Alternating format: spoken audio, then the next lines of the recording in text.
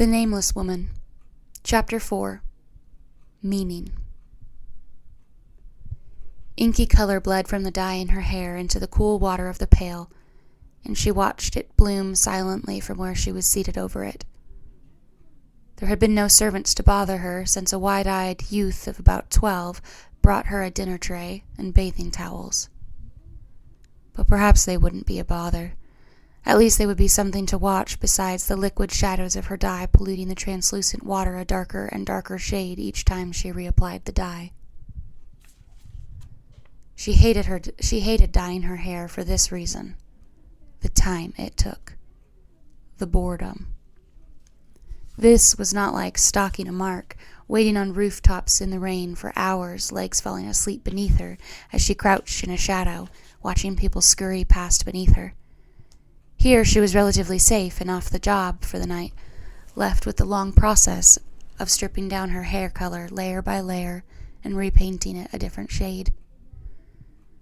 In the quiet solitude of this room, her boredom was a dangerous thing. It threatened to pull her under the surface she fought so hard to stay above, to drown her, tear her apart, until she was nothing but a nameless sack of skin and bone and blood and memory.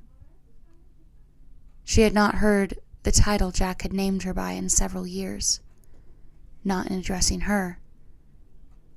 Daergorn. The sound of it rang through her veins like the perfect pitch of a priest's chime. Yes.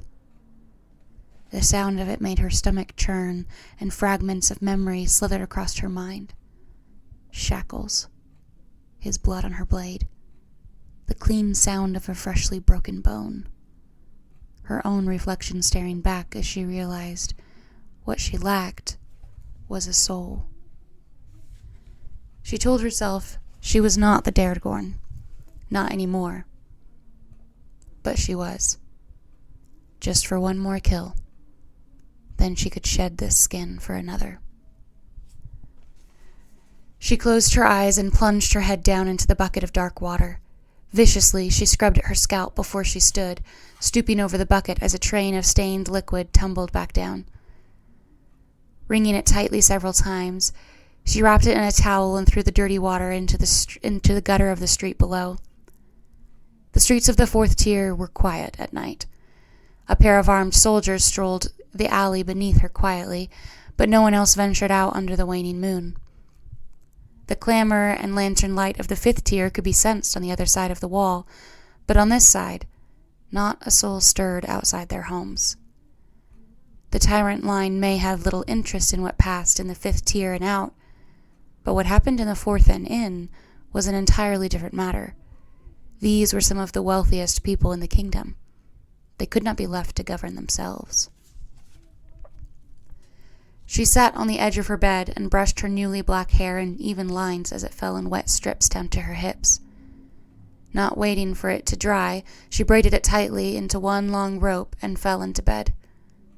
Sleep found her quickly. Heavy irons held her in place, slick with blood where they pinned her to the frame that caged her. Pain had become her constant companion, and snarled at her with every breath she took. She found herself mindlessly tugging at the matching irons on her ankles, her legs shaking and threatening to give out just beneath her again. She heard the door slide open distantly from the tunnel, and she struggled to keep herself from weeping with relief. Her two tormentors would bring with them more pain and questions and threats, but they would save her from the plague of her own mind. She could forget all things under the proper prescription of agony. Daergorn. Gakari was the first to speak this time, which meant they would attack by words first, rather than beginning by reopening wounds or making new ones. The circle has met to decide your fate, the old warrior said, his voice solemn. She felt a strange smile curl at the corner of her mouth, for a reason not even she could identify in her fog of pain. She rested her head on one of her hanging arms and eyed him soullessly. Oh? Her voice was rough from screaming and laughing. and weeping. Aba, Gakari's female counterpart, known for her vicious inclination in pain forging, was quick to slap her ear, sending piercing pain and dizziness ringing through the girl's skull. Her trembling legs gave way beneath her, and she cried out as her full weight snapped up to her aching shoulders and she hung by her wrists. Gakari waited patiently for a few moments to allow the ringing in her head to subside, before replying in his calm, grave manner. The circle will gather about you for the declaration of your punishment. Have you anything to say before they are summoned? This will be your last opportunity. She tipped her head back to sneer at him. A frown marred his dark brow, and he shook his head, disappointment etched in every line of his body. He had known her since her training began, and she was but a child. You have committed the most heinous crime in the history of the Euvuri. Have you no remorse? The girl could not find it in herself to forge an emotion, as her words came out cold and numb as a corpse. At least I'll be remembered. Arba moved forward to strike again, but Gakari stopped her with a gesture. The only sound was the chortling of her chains as she flinched from Arba's movement. Gakari let the silence rest for several moments, staring at her as though he might impress upon her the gravity of her sin. She spat at his feet. To be remembered gives no meaning to death, girl. You have damned your only chance of passage through the horrors of the afterworld. The memory of you in this realm will be full of hatred and shame, and it will fade before your spirit is nothing. She closed her eyes and focused on the pain in her wrists, alternating which arm she pulled on to aggravate the wounds beneath her shackles. Pain was the only meaning she needed. Consciousness found her suddenly and viciously as she gasped awake from the abyss of her nightmares. Sweat slithered down her spine and sternum. Her heart raced her panicked breath from her lungs. A knock sounded at the door again, and she sat up in a bed abruptly. Morning light streamed through the east-facing window in Jack's guest room, casting a beam of sun across the floor and up the closed door. The knock came again. The woman swung her legs over the bed and evened her breathing, wiping sweat from her brow and clenching her fists tightly. Exhaling slowly, she uncurled her fists and consciously settled calm over her body like a heavy cloak. "Enter," she called evenly, making sure not to let a single tremor mottle her tone. The door eased open slowly, and a servant entered the room cautiously, carrying a tray. It was a different servant than the small boy who attended her dinner last night. This was a large, soft-bodied man with a mop of brown curls and a set of large brown eyes that reminded her of a young buck in its first season. Uncertain, alarmed, impulsive. "I bring you breakfast," he said, his voice soft and careful with every syllable. "My master also sends this report."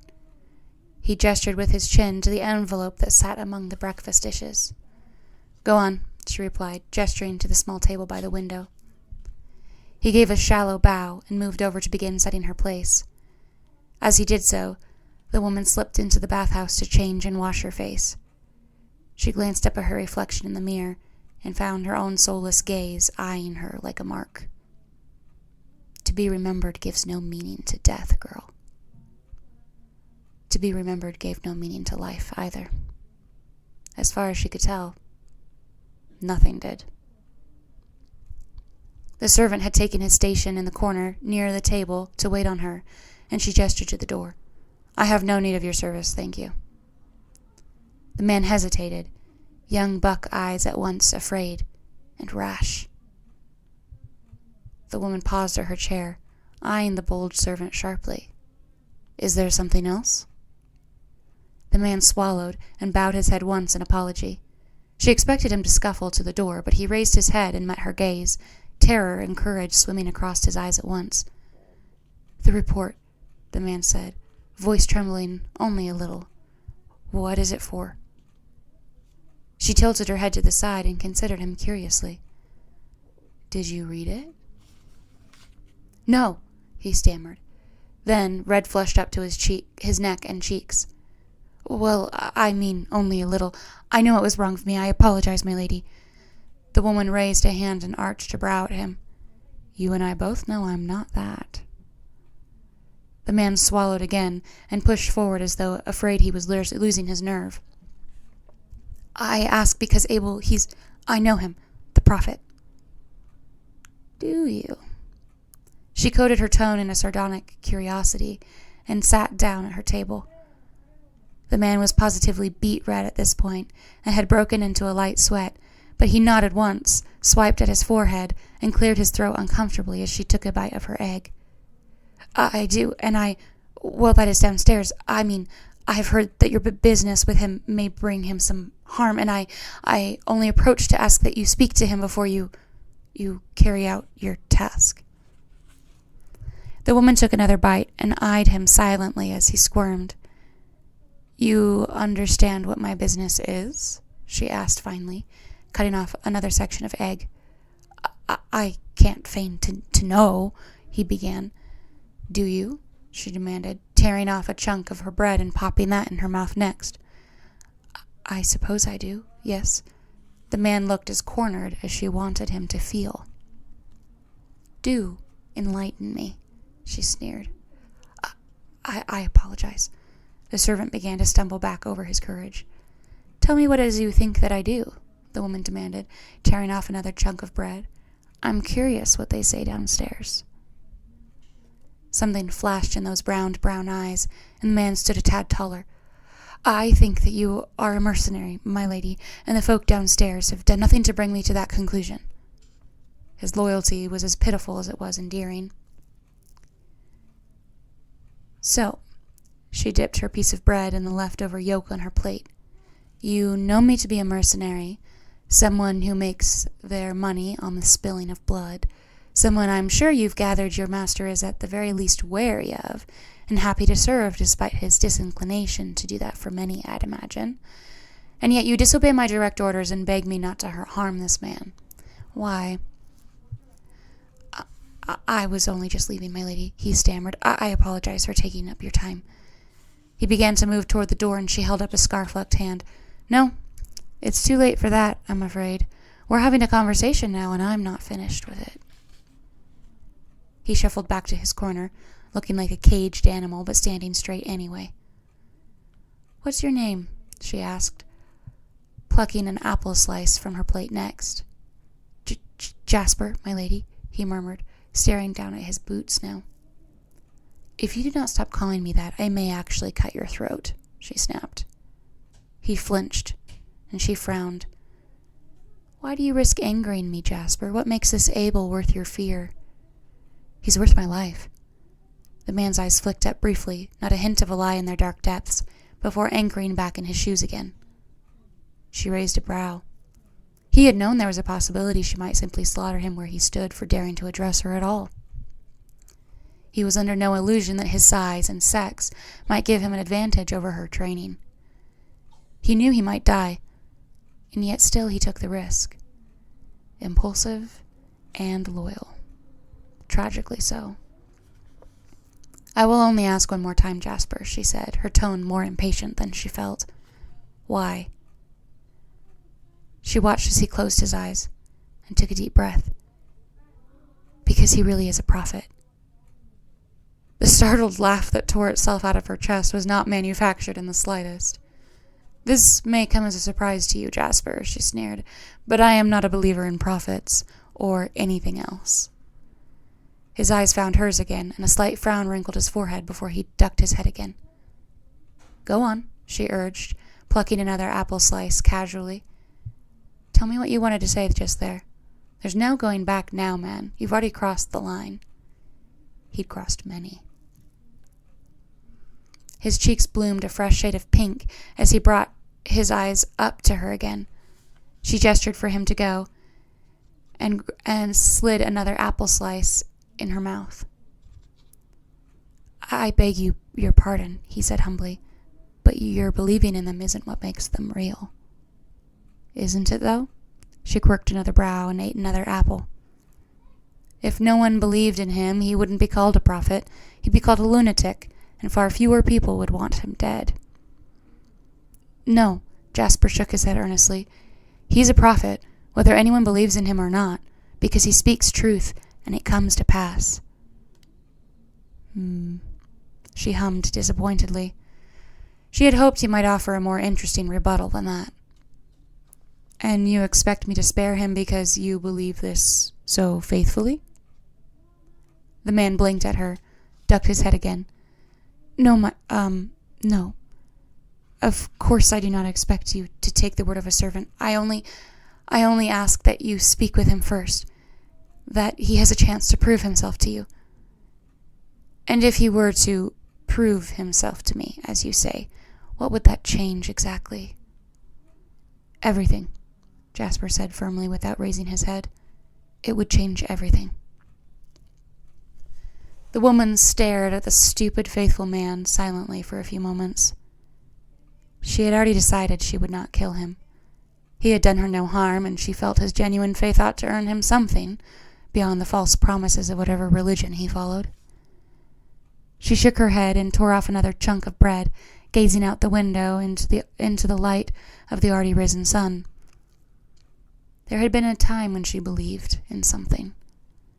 There had been a time, long ago, when she had given her mind, body, and soul for the type of meaning he convinced himself that he had. It had left her with only nightmares, grief, and a life enslaved to paying off the circle. Nothing more. And you expect this request, she asked finally, turning her attention back to him in his corner, to change my faith, to change my mind on your faith alone. Jasper squared his shoulders and shook his head. No, I can offer you something more tangible than my faith. She resisted the urge to roll her eyes. And that would be? The address where he is staying. She kept the wicked smirk of satisfaction off her face. She loved it when her instincts proved her right. This conversation had been well worth it. It might have saved her days of hunting. Still, she frowned at him. And I'm supposed to believe that I won't be walking into an ambush. Jasper blinked, as though the thought had not occurred to him. Stupid loyal man. He truly believed that one conversation with his prophet would make a convert out of her, and was so certain he was willing to offer his truth-teller up on a silver platter. No, he blurted. I wouldn't know how to arrange an ambush. She sighed and shook her head. Sadly, I believe that, Jasper. Go ahead and give me the address, she said, taking out a paper and pen, and I promise that I will talk to the man before I kill him. Jasper swallowed, pale. He will change your mind, the servant insisted. He will. She smiled agreeably and replied, Maybe he will. What's the address at, Jasper? And the poor man gave it to her.